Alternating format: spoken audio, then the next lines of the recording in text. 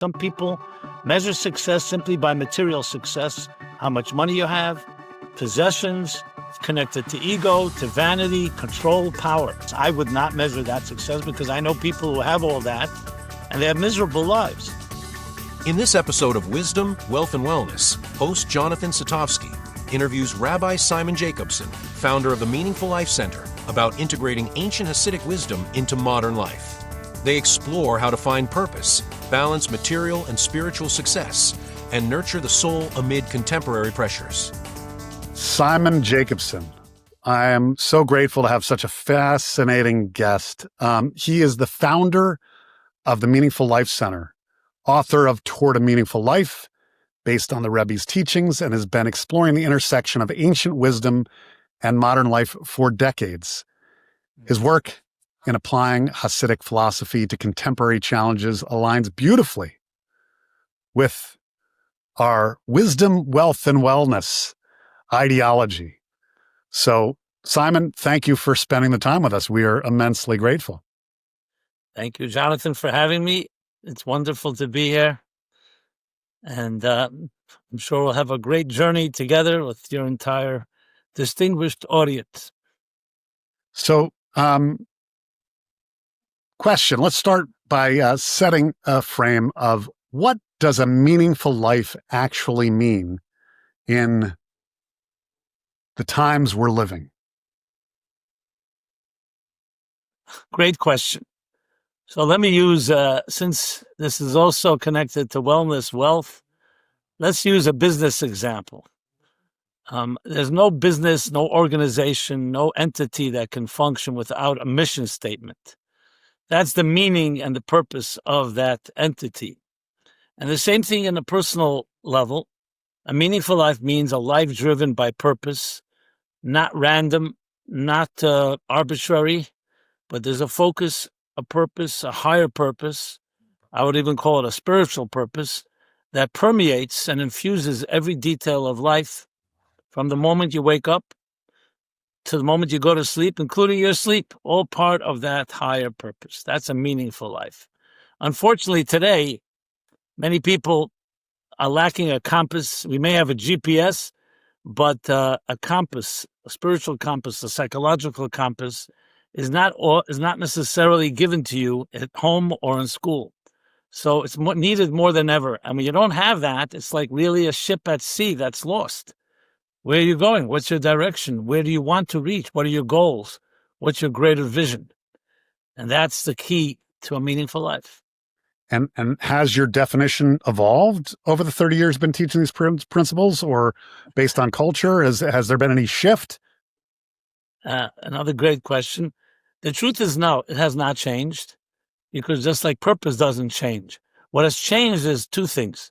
First of all, I think the materialistic world in which we live has created a greater disparity between, we'll call it survival and transcendence, survival and purpose. So I think there's a more acute need. If you ask me, in the last 30 years, I've seen it grow. Number two, due to technology, it's a double-edged sword. On one hand, technology sometimes numbs that more sublime sense of purpose in our lives. But on the other hand, technology allows us to reach people in ways unprecedented that allow the conversation to really be scaled and reach large numbers of people. Those are the main shifts. Besides, of course, the social trends and the social ups and downs of every society. Listen, COVID definitely was a major wake-up call, a disruption in every aspect of our lives. And even now, there's a certain uncertainty in the air that maybe wasn't there quite the same way 10 years ago. So there are these shifts. But I don't think it's a fundamental change as in human need for purpose. Just there are times we're more aware of it than others. So you've spent your career basically translating ancient Hasidic wisdom for modern seekers, or even those that not seeking or even knowing they need to be seeking. Right. So what do you think the biggest misconception people have when they first encounter these teachings? Oh, the stereotypes around faith, religion, God, are so profound because it has, in many ways, distorted and corrupted how we look at, as I called it before, transcendental themes. I mean, the word God and religion, frankly, is quite a dirty word for many people. They've been hurt by it, religious trauma. They've seen a lot of judgmentalism, condescension, religious oppression, conformity, a lot of negative ideas that are associated with things that are in the realm of when someone looks at me with a beard and a kippah, that right away it evokes, it's not a neutral position. So the first thing I encounter is always the resistance. You're like coming from an archaic world. This is not for me. I don't know who you are. I don't know what your agenda is. That is a very immediate response.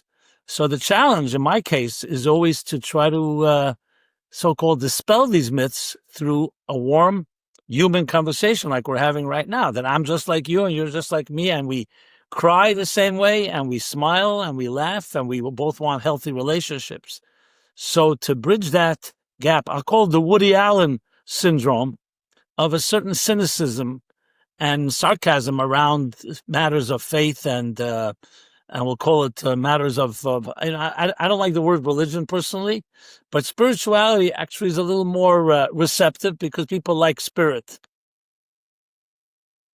Yeah, that's good. So I talk the theme of where I came up with wisdom, wealth, and wellness is I think people are searching the World Wide Web, but they're searching for some form of wisdom, wealth or money, or wealth, wellness and health. But in terms of wisdom and purpose, the Rabbi taught that every person has a unique mission that only they can fulfill. How does someone actually discover what that is, especially when they're caught up in the machinery of career, family obligations, financial pressures? Yeah. Well, I would break it into two parts, as you just did. Firstly, even if we are interested in that, there's so many distractions in life because to pay your bills, as you said, you have family obligations, people's expectations. So the first thing is actually to see it as a priority. And unfortunately, once you're already 90 miles an hour on a roller coaster called life, it's very hard to stop and say, what's my purpose? What's my meaning? But should a person come to that point, and often it comes, frankly, through pain, through loss, through some disruption, something not working in a person's life. Then comes the second question, which is, okay, how do I find it? So I actually developed a formula, if I may, that I use to help people find their mission. I call it POP plus P plus H equals M. I'll translate. POP is P-O-P-P. Looking at your personality, at your opportunities, at the people you know, the places you've been to, plus your passion or passions, plus your higher purpose equals your mission. In other words, get to know yourself. I'm a writer, I'm a communicator, I'm a teacher. If I try to become a opera singer, that's not my mission. I can't sing like that. So you have to know yourself because your mission has to fit and be tailored to your skills. Some of us are more cerebral, some more emotional, and we all have different opportunities, different people we know, different places. These see them as signposts, like coordinates. And when you start putting them together, you connect the dots and connect it to a passion that you have and some higher purpose, you will find that mission. So it's really a journey of self-discovery and self-awareness, of understanding your strengths, also your weaknesses, and then focusing it towards some cause that's greater than your own needs. That's, of course, key to any type of mission. Yeah. That's sort of it. Just being a little rabbinical for a second, I think I read something this week about, I think Tony Blair was asking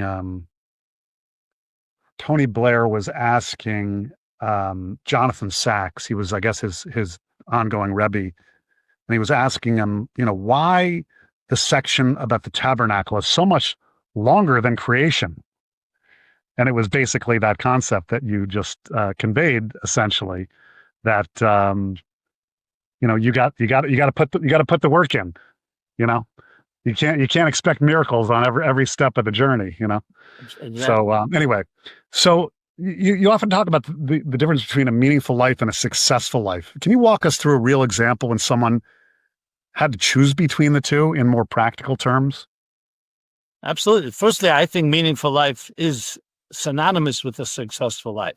Yeah. But people measure success in different ways. Some people will measure success as by wealth. Thank God you have wisdom, wealth, wellness. They only measure wealth. I remember when I was a child and I first read about the stock market crash in 1929, and I heard about people committing suicide, God forbid, because they lost their fortunes. I asked my father as a child, I said, why would someone kill themselves? They have a family, they have loved ones, they have so many other things in their lives. And my father, I remember, sadly smiled and said, you'll get older, you'll understand. Some people measure success simply by material success, how much money you have, possessions, connected to ego, to vanity, control, power. Obviously, that's a certain way of measuring success. I would not measure that success because I know people who have all that and they have miserable lives, both bad relationships with their families and so on. So I think it's really a good opportunity to revisit what does success mean in your life. Now, I would challenge everyone who's listening to this. What do you feel is success? Define success.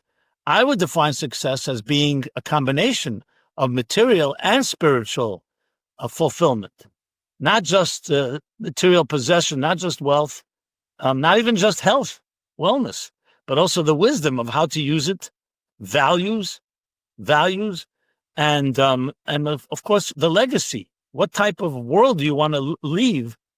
What impact did you make? What mark did you make in this world? And so to me, meaning really enhances and turns success into a really perpetual, I would even call it eternal legacy that each of us can achieve in our lives. I knew you'd be a perfect guest. You see, this is I say, what's a successful life? It's a balance of wisdom, wealth, and wellness. I have the same. I meet people with billions of dollars that are miserable, and people that have nothing that are grateful. But in as a wealth manager, trying to help people come to me thinking that they're just trying to compound their money as fast as possible, and there's other elements that are important too. I heard this cool concept about horse therapy, or why horses are the longest. One of the longest living animals species in history. I think the platypus may be longer, and they live by 5 values: safety, community, peace, freedom, and joy. So it's anyway. I don't know. I just heard that this week, so throwing it in for interesting banter about a value system that is not necessarily religious, but certainly can help people think about their grandchildren's children. But anyway, there's a wealth paradox. In classic Hasidic thought, there's a beautiful tension between material abundance and spiritual wealth that you just alluded to. How do you counsel those people who've built significant financial success but feel spiritually bankrupt? Because I imagine that's particularly a more prevalent issue that you confront. Yeah, absolutely. Look, when a person is successful, let's say materially, financially, wealth-wise, it's a great blessing, obviously, and therefore a great opportunity. But it can create a great distraction because you can convince yourself, I've achieved my goals. I can buy anything I wish, but you can't buy the most important values. You can't buy happiness, and you can't buy soulfulness. You can't buy love. But unfortunately, some people have those distortions. They think they can. I was just counseling a family, a very wealthy family, where the children and parents don't speak to each other. And the children say very openly, my parents thought they can buy us with money. And that's not what a relationship is all about. yeah. So it creates a lot of distortions. That's why the soul must be fed very well. So what I try to do is help people come to discover that the soul needs as much nourishment as your body does. And as much as you can purchase in this world, if your soul is undernourished, it's going to make you miserable. Anxiety, I see that as a voice of the soul crying out. Dead people are not anxious. You have to be alive. You have to have a soul to be anxious. But anxiety is a dissonance between your soul's needs and are you fulfilling those needs? So just as the body needs vitamins and minerals and rest and exercise and all types of physical fitness, the soul also has needs. It has needs just like oxygen. It needs companionship. It needs love. It needs purpose. It needs transcendence. It needs things that are more than just survival. You mentioned horses. Yes, they indeed have those 5 beautiful virtues. What horses lack is horses don't have a transcendent dimension to them, meaning they're not seeking as humans seek, which is, of course, ignorance is bliss and so is animal bliss. So it's beautiful to be a horse, but the problem is we also have a human soul that's very filled with angst, seeking. I always compare it to like a flame. Actually, it's a verse in the Bible that the soul is compared to a flame. A flame is always flickering and is always restless. So restlessness is a critical piece in our lives, but it has to be fed, or else restlessness turns into anxiety, which can turn into depression and so on. So it's really helping people discover that they have a need, just like you need exercise every day, you need to eat well, you need to breathe fresh air. Same thing, your soul needs exercise. I love that. That's good. So just building on that a little bit, money is often called the root of all evil. But in Jewish mysticism, wealth can be a vehicle for purpose. What transforms money from an obstacle into a tool for meaning? It's a beautiful question, and I'm going to quote a mystical text called the Tanya. The book is called the Tanya, written by the Rabbi Shneur Zalman of Liadi in the 18th century. And he calls money in chapter 37 of this book. You can find English translations online. He calls money soul energy. Why?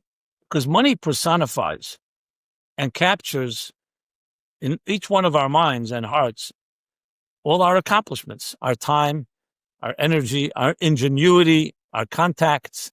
In a way, money is the measure for many people's sense of purpose and value. Value, I should say. But that indeed can go 2 directions. It can turn you, God forbid, into a selfish, greedy, narcissistic person.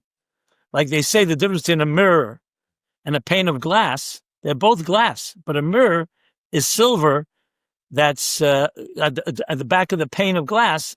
So instead of seeing others, you see yourself. Money can turn you very selfish. It's all about me, and my success and what I need and so on. But on the other hand, because it's soul energy, money, when you know how to share it properly and judiciously and wisely, becomes a tremendous power of giving. Those that give to others will tell you the pleasure they have from that is even more than taking. So money becomes a force of tremendous good. The ability for a human being not to be a taker, but to be a giver. You know how much confidence that builds in people? It shows that you have the ability to impact others, not just to keep hoarding into yourself. So money, from a Jewish perspective, is a great blessing, but you have to know how to harness, like every blessing. Think of fire. Fire is warm, and fire out of control destroys. Money can destroy, but money can build in tremendous ways. And there's an interesting Jewish law, actually, that it says everyone is obligated to give charity, even a pauper. Obviously, a pauper can only give very little, but the idea is that you have to inculcate into people the idea of being a giver. You're not just a taker. And that is essentially, I would say, one of the most important parts of breathing. Imagine you just inhaled and never exhaled. You just take and never give. You become a very self-contained, it's like a kettle that doesn't have a spout. You always have to be givers and takers. It's the essence of nature, cross-pollination of giving and taking. So people who are blessed are considered to be given by God the vote of confidence that you have the wisdom to know how to share your wealth with others. That's great. That's great.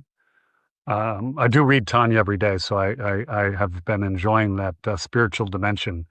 So it's been a cool addition to a habit that I've formed. But in terms of wellness, since we've talked about wisdom, let's talk a little bit about We talked about wealth and wisdom. Let's talk about wellness. Wellness in the whole person. You've written about how the soul, mind, and body form an integrated system. When someone comes to you feeling fragmented, as we said, successful in business, but disconnected for family, or physically healthy, but emotionally exhausted, where do you start? You start small. Whenever you try to bite off more than you can chew, it doesn't usually work. It backfires.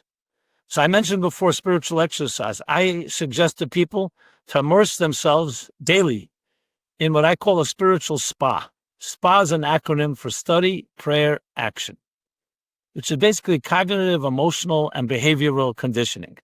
You start, I'll just use some Jewish traditions, which are very universal. Everyone, Jew or non-Jew, can use them.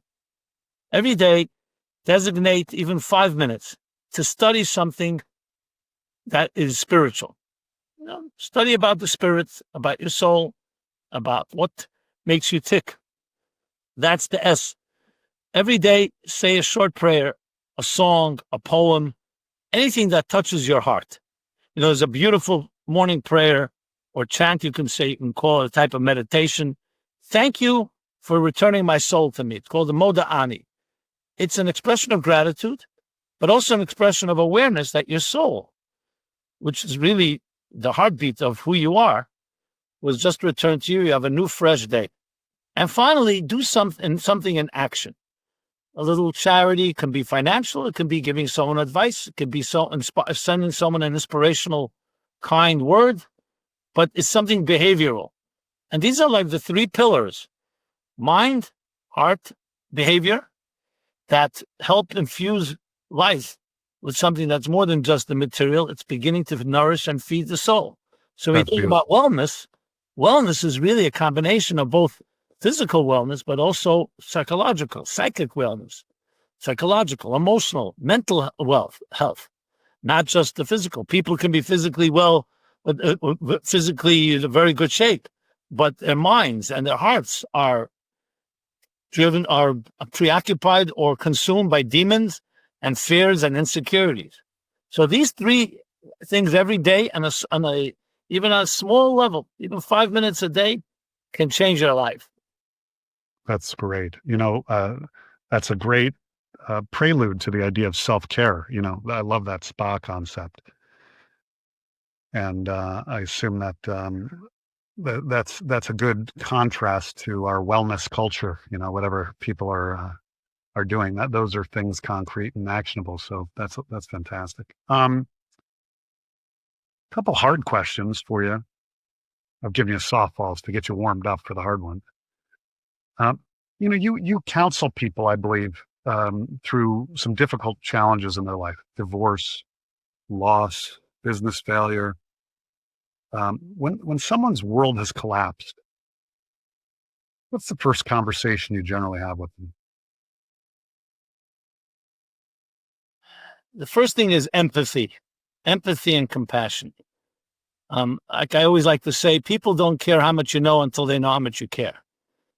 I think the first thing, especially when a person has gone through any type of loss, whether it's a death, whether it's being fired from a job, a divorce, anything that is traumatic, the first thing is to show care, love, compassion, empathy, to show that you're with them in this, be able to hold someone's hand and just say, I feel what you feel. I think it's a big mistake to try to run right into advice and intellectualizing or strategizing. I think people need space to be able to just either cry or grieve, depending obviously on the circumstances.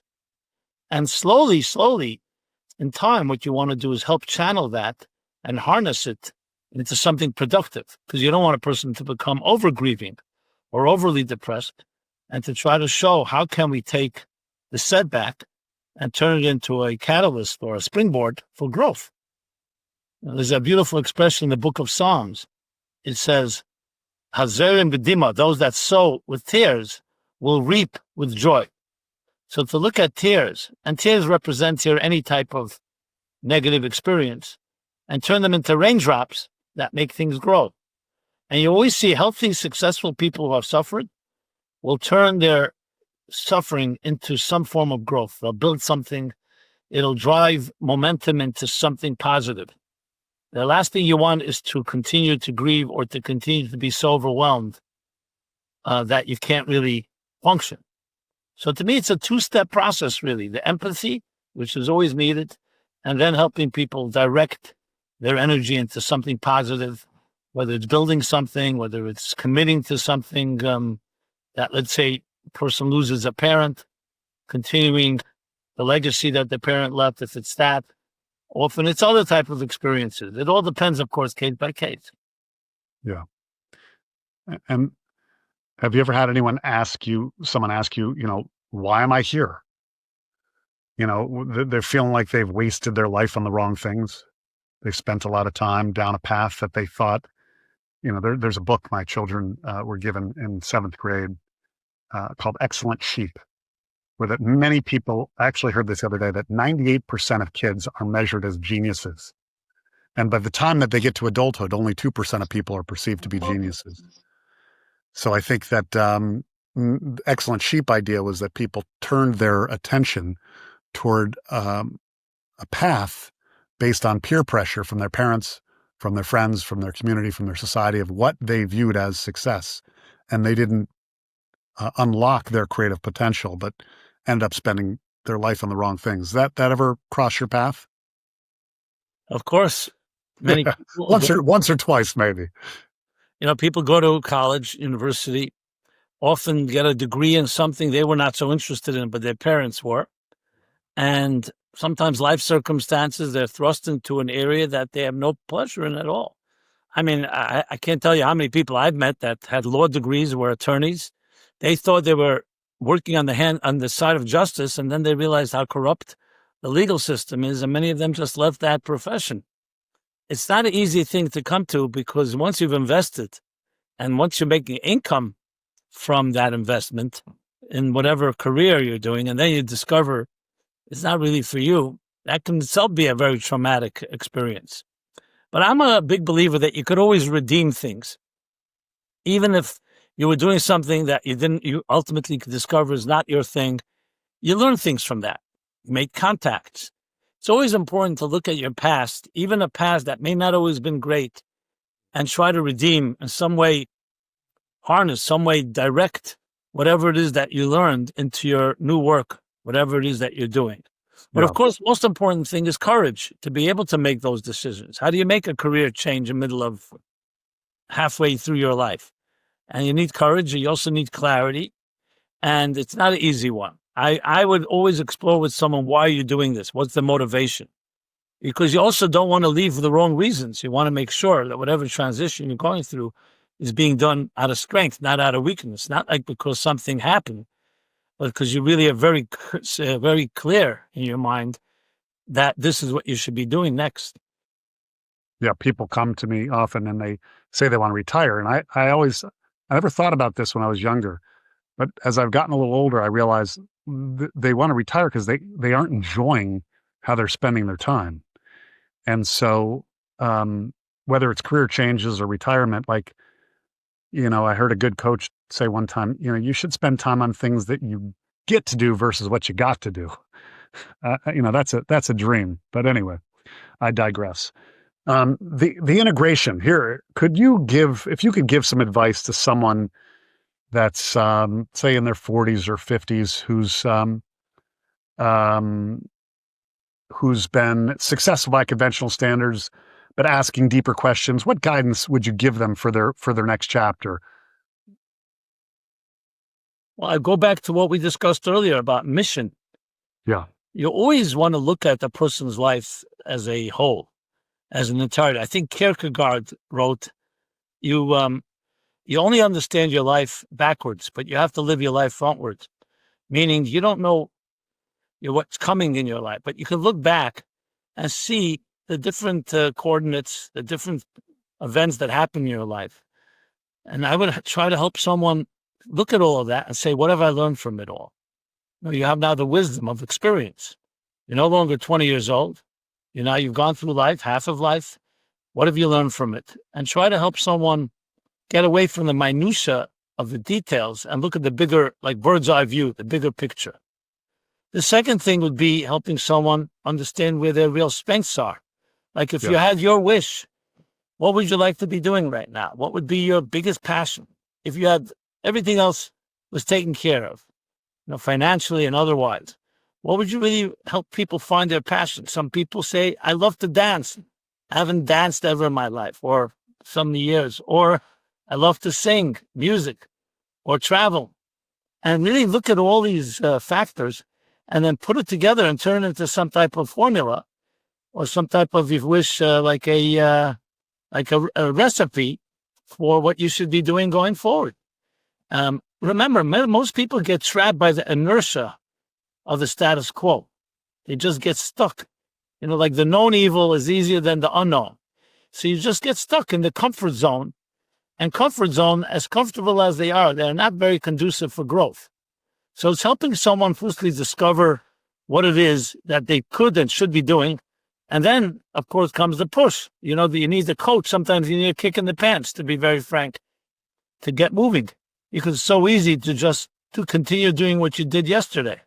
I always like to say, if you think what you thought and you say what you said and you do what you did, you know what you're going to have? What you had. That mathematical certainty. The only way that changes is if you think differently, if you speak differently and you do differently. There's a Japanese saying for that I think it's ikigai. I might not be pronouncing it right. What does that mean? It's the cross section of your passions, purpose, skills, time, where finding the intersection of where you can make money and where you can devote your time, energy, and talents. So it's a clever concept. You could look it up. It's pretty compelling teaching. Anyway, we're wrapping up on time. I think we're going a little bit long because I could talk to you for hours, but what's one teaching from the Rebbe that you find yourself returning to again and again when navigating or working with people that are navigating, let's say, wealth or family legacy and purpose, some of the things we're talking about today? Well, the ones that come to mind, the one, maybe the most obvious one, I think you mentioned it earlier, is that you matter. I have a line in my book, Toward a Meaningful Life. Birth is God saying you matter. The idea that you are indispensable, that you're an indispensable, we'll call it musical instrument in a large cosmic symphony.